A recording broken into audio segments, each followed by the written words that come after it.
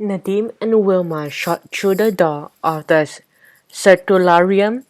They spun back through time. The doorway opened and Nadim was jolted to the ground. Wilma landed next to him.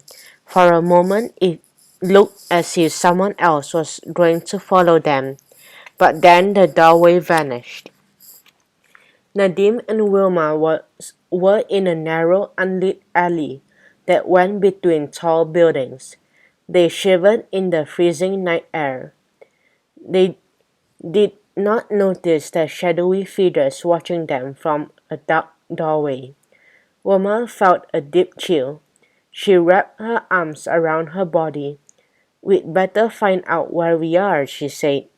The alley led to a troubled street. Ahead was a warm glow of light.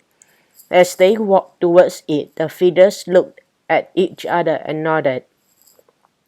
The light came from a bookbinder's shop, full of leather-covered books. In a frame on the door was a newspaper. It said, "The London Gazette, 13 October 1805. Steam.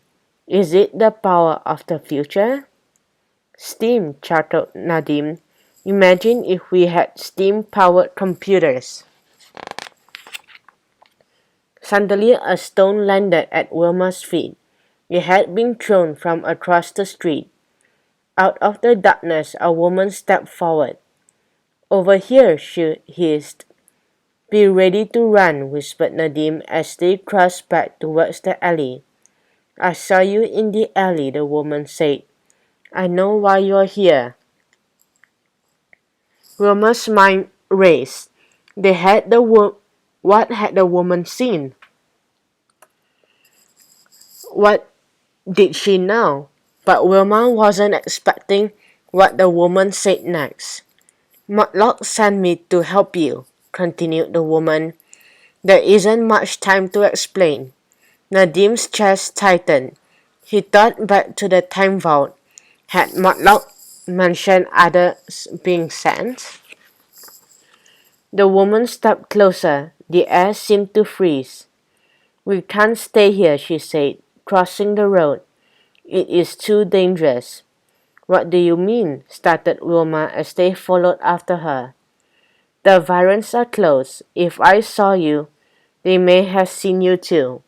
The woman pushed open the door of the bookbinder's shop. "In here and quickly," she urged. They went in. The woman turned and looked back to the dark alley.